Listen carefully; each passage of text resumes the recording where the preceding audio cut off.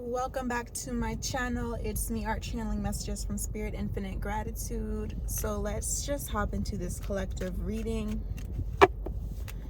Any and all messages, Spirit.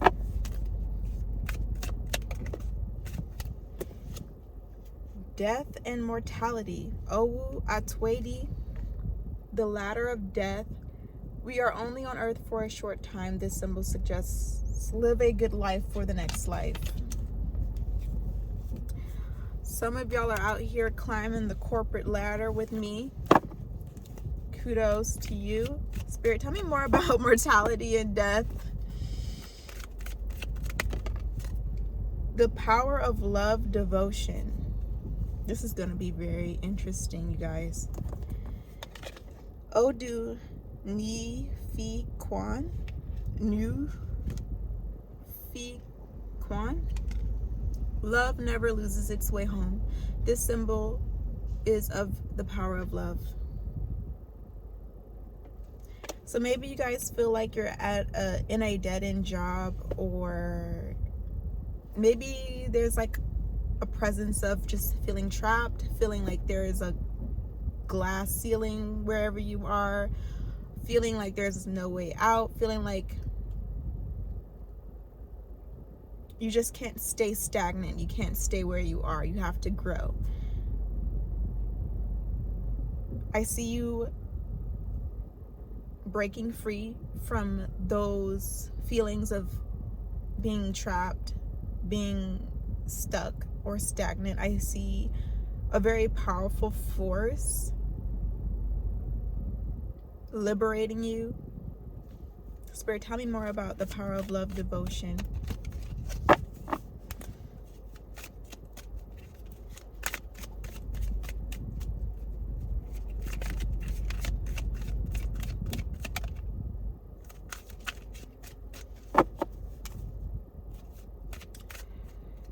I'm hearing a channeled message, like someone is so embarrassed that they're just nauseous. I'm hearing this is so embarrassing. And there's a physiological response with nausea and anxiety, etc. Someone's so, I don't want to say humiliated, but embarrassed. Someone's so embarrassed, like they're sick to their stomach. They're so embarrassed. Someone is just so embarrassed because this is why they're not humiliated. It's because it's secondhand embarrassment and it's not firsthand embarrassment. Someone is experiencing secondhand embarrassment, very severe secondhand embarrassment, to the point where their stomach hurts.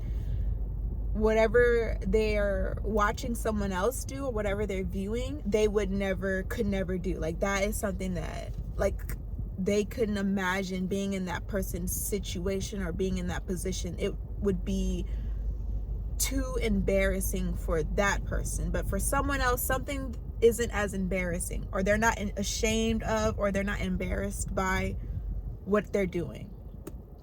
But someone else would be like really red in the face, really embarrassed, really ashamed, really upset, anxious. Someone would like combust of embarrassment over something that someone else isn't pressed about, isn't stressed about, isn't, taking too hard or too serious.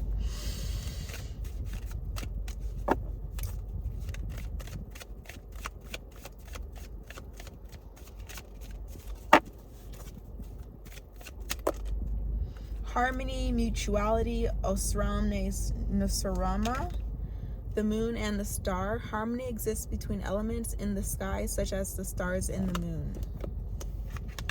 I feel like it's better if you do something over someone else doing something because it's too embarrassing. Collective, you might be the person more comfortable with yourself, or vice versa.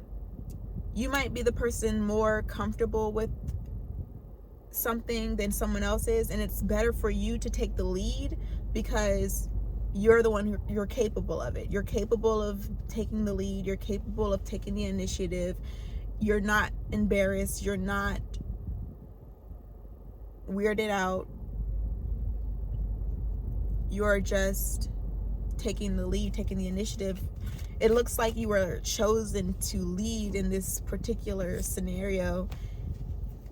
But someone is looking at you, collective, what you're doing, and they're thinking about how embarrassing that would be for them. And they're so hurt, like, by the secondhand embarrassment. The secondhand embarrassment is so severe for this person that it might as well be them doing it. Like, this is getting more, okay, it's like, okay, I'm trying to do the cards, but I'm also getting stuff that don't make no sense. So let's just go with the channel messages, because that's really where it's at. They don't give a fuck. They don't give a fuck if it's them or you on the podium. This is too embarrassing, period, in general. For them, it's just so embarrassing. They would not survive, collective, whatever it is that you've grown comfortable with, whatever you've accepted, whatever you share candidly, they would not survive that kind of vulnerability, that kind of transparency, to the point where they can't even watch other people be that way without having a physiological response or reaction to their own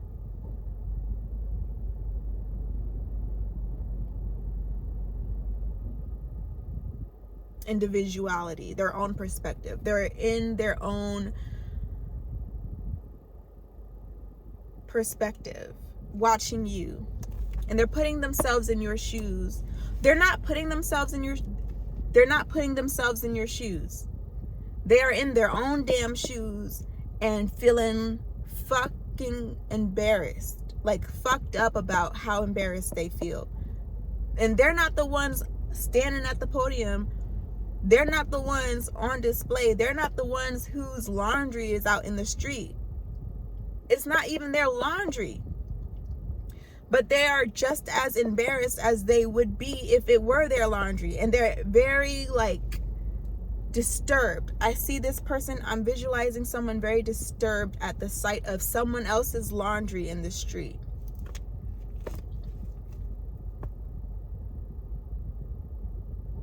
Now that's like a illustration for y'all.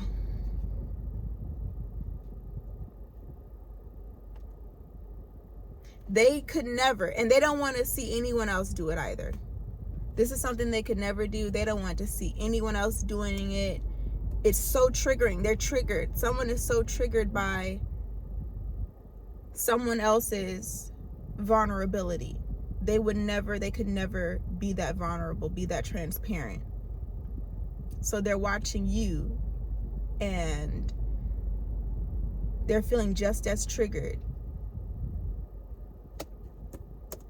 And that's where their frustration is coming from, because they feel triggered and they aren't even the center of attention. They're not the topic of the conversation. It's not their dirty laundry, but they feel so triggered it might as well be theirs. So they're frustrated because it's not them being put in the hot seat. It's not them being exposed, but they still have to suffer from the shame and the guilt that they hold within themselves regardless. So they're pissed off. Like, this isn't my problem. This isn't my situation. Why do I have to feel these emotions? Why do I have to have this experience and I'm not even going through what this person is going through? But the mentality of this person is, I'd rather it be anybody but me. I'll throw anybody under the bus before I take that hit or before I take that L. This person would throw anybody under the bus, including collective. It don't matter who it is. I mean, they are so terrified of being embarrassed, being triggered. They'll throw anybody under the bus at a moment's notice. Their kids, and that's the thing, they'll throw a kid under the bus. I mean, this is something that they really struggle with. They would throw anybody under the bus before they expose themselves or have to come to terms with something, or explain something, etc. So they're pissed off because they don't have anybody to throw under the bus, but they're still embarrassed. They're still suffering from this secondhand embarrassment, and it's not even them. So they want to make it worse for the person who is being vulnerable, who is being transparent. They're trying to kill somebody. Somebody's trying to kill somebody for being open about something, discussing something openly, having some sort of transparency or vulnerability. That's just it's too much for them. It's a lot too much for them, and they want to make it, because they're not exposed, they're coming forward and they're trying to make it worse. They're not exposing themselves, they're just making things harder for the person who is being held accountable, who's sharing, who's open, who's vulnerable. They want to make it hurt. They want to make it unbearable. What they've accomplished, what they're doing, they need to make it unbearable for that person, because it's unbearable for them to watch, let alone imagine themselves doing. It's unbearable. It's unbearable for them to imagine themselves in that situation. Watching you do it or seeing someone else do it is so triggering. They are literally trying to make it so painful that that person just combusts. And I don't think that's the case, collective. I feel like whoever this very fragile person is, I feel like maybe fragile isn't the right word. Maybe that's not the best word. But this person, this very defensive person, is very, very defensive, but they have no right. Thank you, Spirit. They have no right to be defensive, because it's not their business. It's not them. Like, let whoever this person is, let them cook. Because whatever they have to do or whatever they're doing, it's not easy. Let them cook. But this person cannot let them cook, because they're not cooking to them. It's something isn't right about it. Now I'm running out of time, but I gotta wrap this up. In a bow.